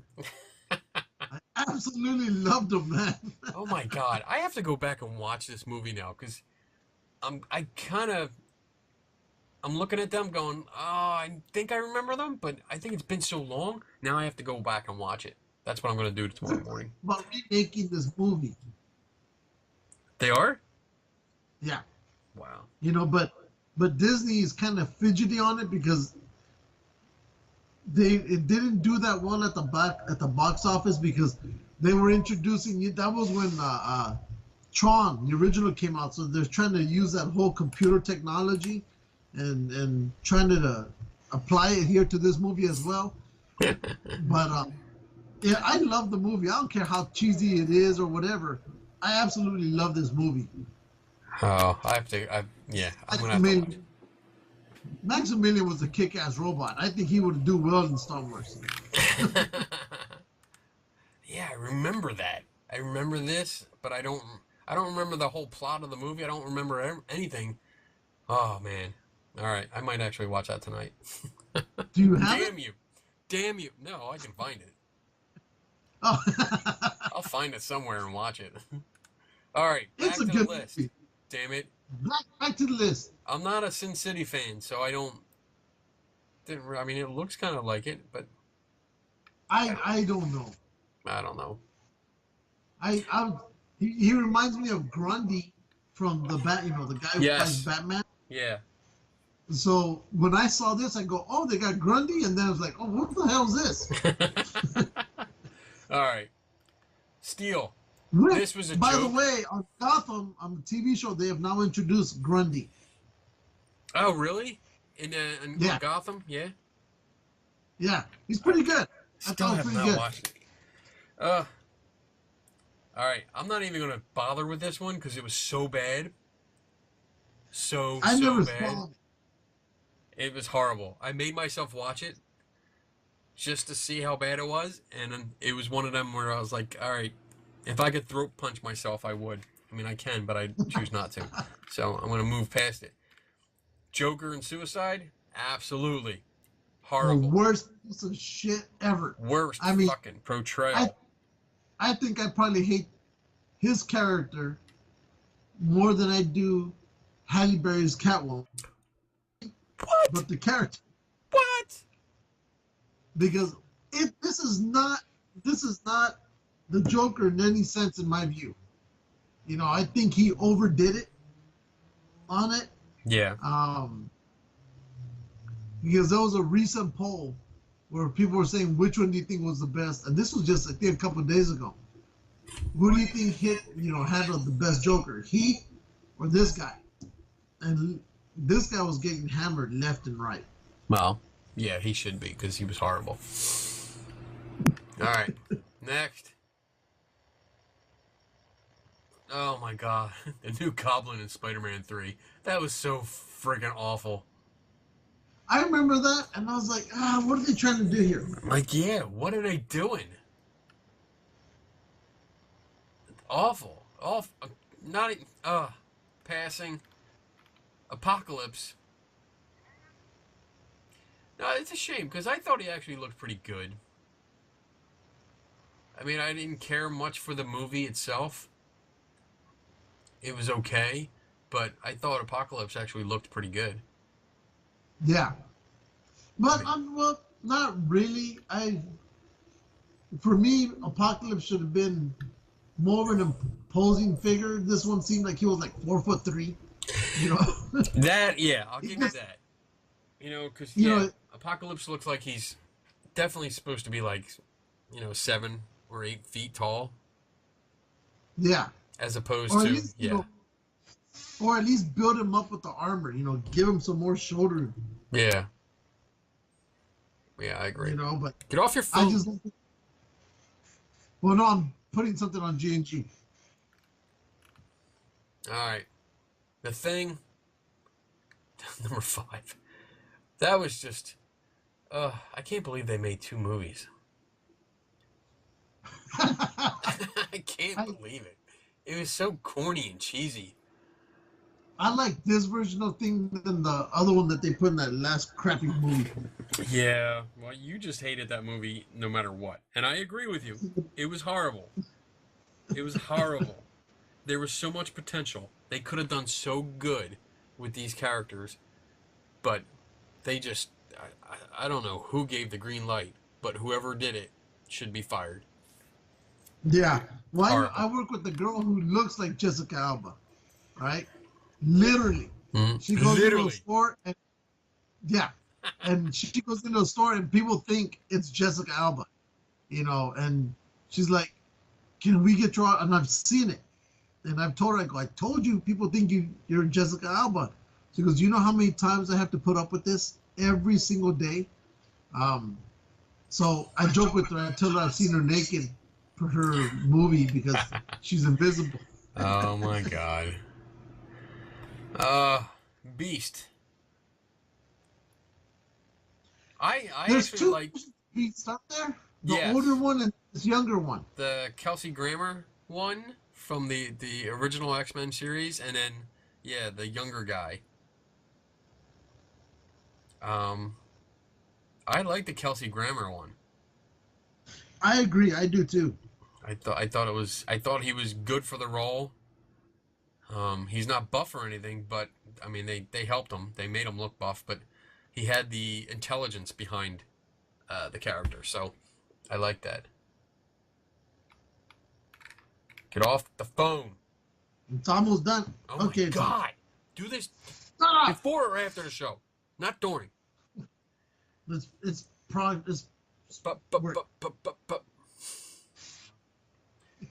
These I costumes. There's your nipples. There's your nipples. Whee! That's so bad. Why? Batman, this was just an insult. Like, I understand the comics here, but with the gray and the yellow and the dark blue, but Batman was always about being in the shadows. Yeah. Not this bright silver accents all over the frickin' place. And then the other thing is, Robin looks like Batman, but without a cape. Yeah. Yeah. And that I hated because he was always his own color. He was always his own, persona. Circus boy. I thought it was stupid. Yeah. Stupid. I agree. Dumbass. Number 2. The Green Goblin in The Amazing Spider-Man 2. This one, he just seemed like he was a radioactive victim. Yeah. There was no, Green Goblin always had the mask. Not not this. Whatever happened to him? He got all mutated Yeah, and shit. exactly. And I was like, oh, I mean, he was hideous. They have a good word for it. He looked hideous. Yeah. Yeah. Oh. He looked like a gremlin. Wolverine. Oh, you know what? We're talking about costumes. Yeah. I think. And now, to be honest, I hated the black costumes. The black leather. Yeah. Yeah. They were really trying to update it and make it a more modern kind of look, but it turned out it looked like a porn movie when they started coming out. I mean, they should have just kept them all to the uniforms that they are. Do you think though? Do you think this would work? Do you think the blue and gold would actually work on screen in a live action? Well, remember, Wolverine's uniform was also brown. His what? His uniform was also brown at times. Okay. But this is the classic version. This is what people see. Yeah. This is the early version. But he also had that brown uniform with it. So, but this black one, I never liked it. I absolutely hated it. It's like when they did Daredevil, the TV special 25 years ago. And instead of being in red, they put him in this costume. It was black. Black. They put him in black, and I was like, what the fuck? Oh man. Well, that was our list. It's only look at that. Yeah, they did it. 15. Mm-hmm. Yeah. Good. Somebody didn't lie to us. They didn't lie. This person could count. So that's good. Oh my goodness. All right, we got done the list. We got done that. Oh, speaking of Star Wars, did you see my costume? Yes, I saw that. Oh did you see the? But before you go on, did you see the trailer they used in yesterday from the movie? The who? What? For The Last Jedi? The trailer they released for the Last Jedi yesterday? Yeah. No. They had one in there during the World Series baseball game. That wasn't yesterday, was it? Oh. Yeah. Was it a new one that they debuted? I think it's a new one. I haven't seen it before. I haven't heard anything, and if there was a new trailer being debuted, our super fan Joe Downey would have texted me because he. Well, then Joe Downey has failed us again. Oh my! You can tell him that. I just did. I want to show my. Okay. Wait. Here we go. I want to show a little bit of my costume. Here we go. There we go. Bum bum. Ba-da-dun. Phenomena. Dun, dun, da, da, da, da. Phenomena. Okay, you ready? Here we go. Right. Okay, here's Tenny and his new ATST costume. What? Appearing for the first time in public on Halloween 2017. Oh, it looks awesome.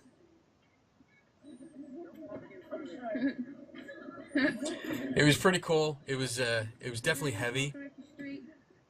Can you have a car behind you, hun?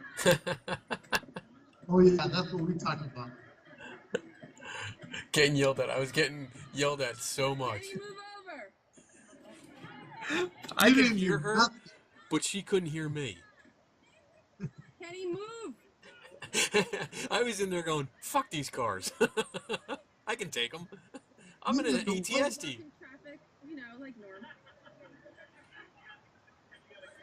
But it was cool. It was definitely heavier than I thought. And I'm gonna stop now. No, you can't sit down. Because that was cool. Because it's much longer, but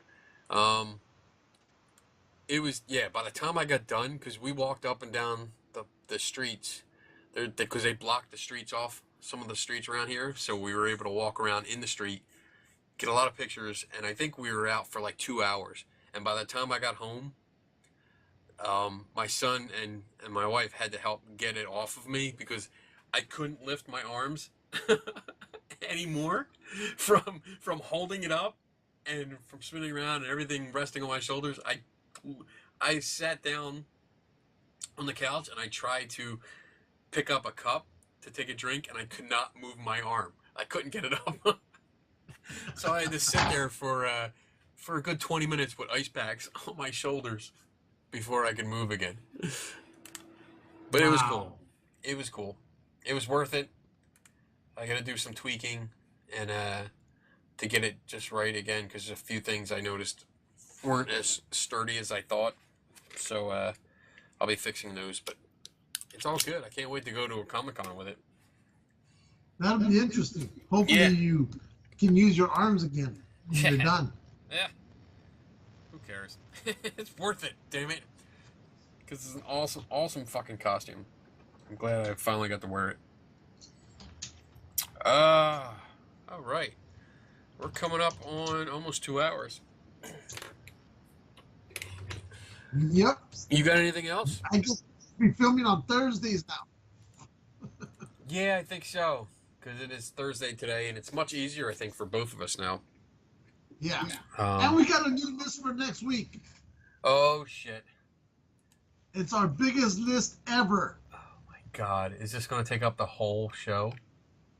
What do we got? What do we got? Looking for it? Oh, my God. 50? It took us a long time to get through 15 costumes. Damn it. So, all right. So next week, people, our list will be 50 movie robots ranked from good to evil. Ooh. It'll probably be the last list we do that's that large, depending on how long it takes us to get through it. We might have to do a two-parter.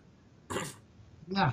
You know, maybe 25 and 25. Don't forget that since this is Thanksgiving, we always have our most horrible Thanksgiving food recipes of all time. You can't miss it. 'Cause we're going to scour the internet looking for something that's going to replace those horrible 1970s Jell-O fat whatever crap stuff they made. I think I still have some of that fudge still in my fridge. Now that I think about it, I think there's still some in there. Oh my goodness.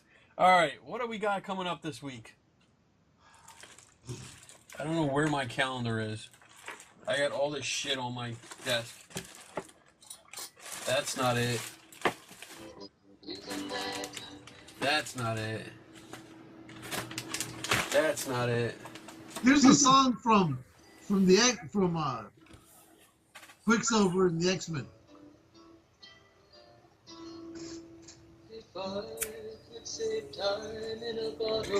It doesn't work as good without seeing the film.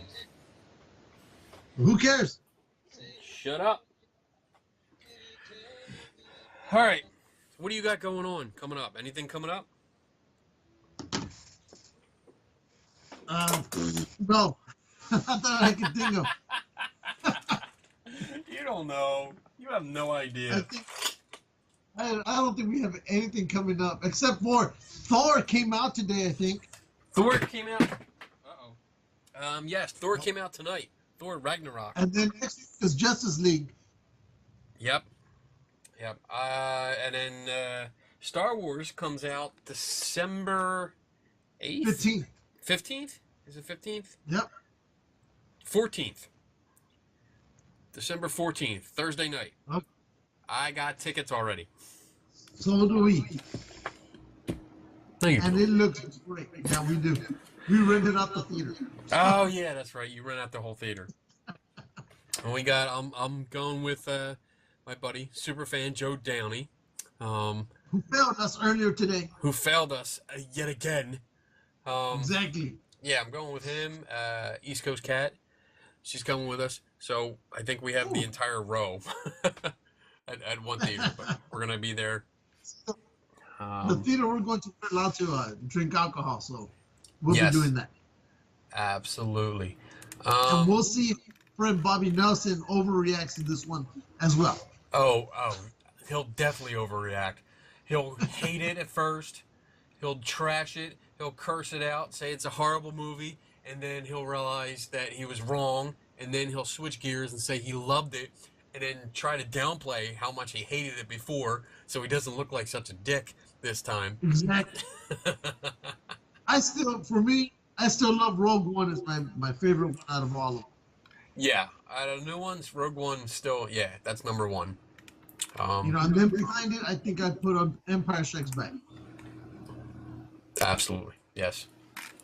So, I have 2 events. this looks to have some crazy ass space battles in it, and I'm like, oh, this is gonna be good.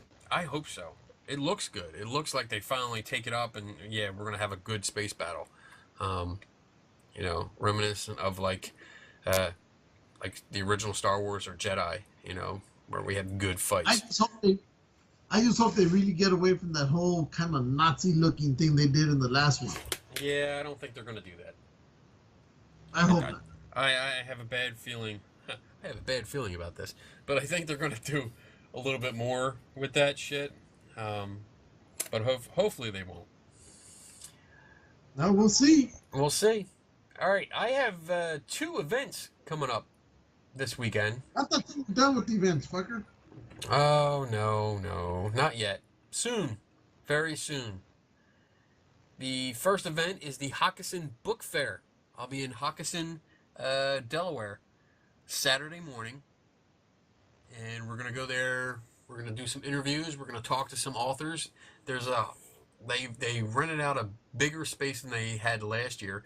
But last year they had 1, 2, 3, 4 decent-sized rooms filled with authors and crafters. It's going to be bigger this year, so we're going to do some interviews. They invited us back. They specifically reached out to us, the Hockessin Book Fair. Our friend Justin Time from the All Out Monster Revolt, which we still need to get on the show. Yeah.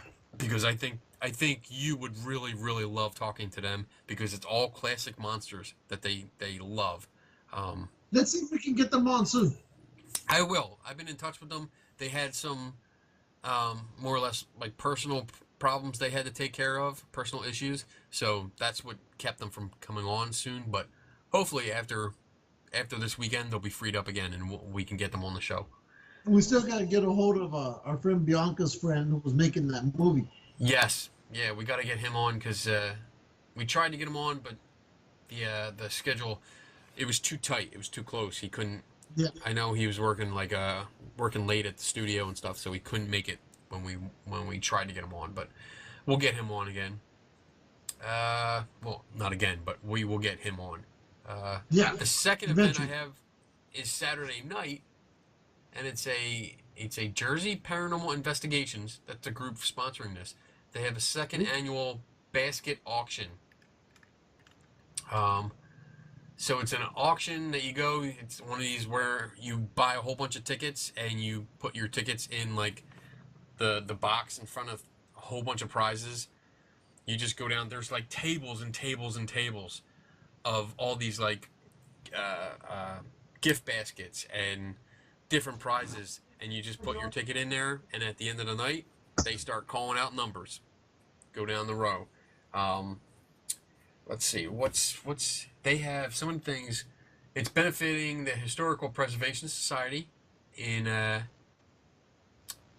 area, and they have stuff from big thing says Star Wars, so I'm totally into that. Yeah, which was funny when you went to that skeptical thing in Vegas and said everybody here loves Star Wars, and I'm like, it's kind of a little bit hypocritical there. It's, you know what? I would think they would love Star Trek more. Nope.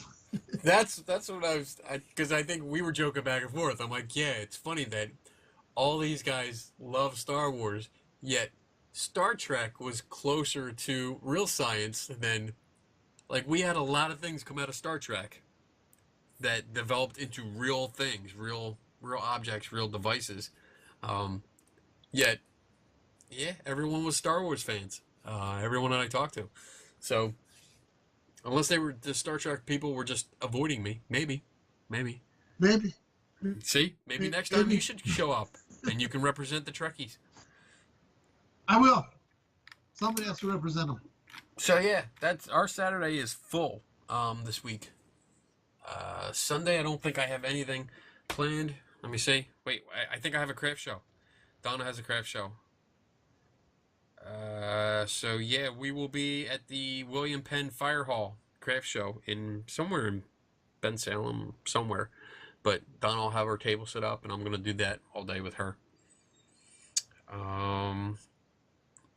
Then next weekend, on the 11th, we will be at Selma Mansion in Norristown, Pennsylvania. They have a craft show, which Donna will be setting up with. I'll be there causing some trouble, because that's what I do. And then that's pretty much it, except for one little thing that I don't know much about yet, but there's a podcast.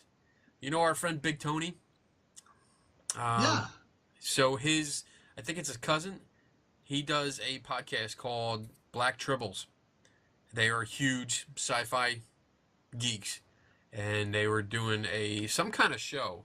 They do like a local access TV show, and it's about geeks and nerds that they know that do podcasts and stuff like that. So they called me up and said, hey, do you want to do this? And we scheduled it for December. So I don't know exactly what's going to go on, but as I find out, I will tell you guys.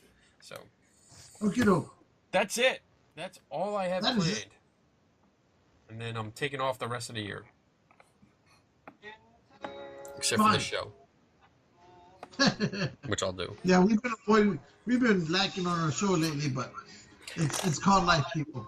Yes, it's life, work, different projects have come up. It's not that we're not leaving it. I still love doing this. Yeah. It's just that other things have come up and especially work. Like with my work, sometimes I don't get home till 10 o'clock at night. So, and I know you've been working overtime too. What, bitch? We're trying to make sure it continues on.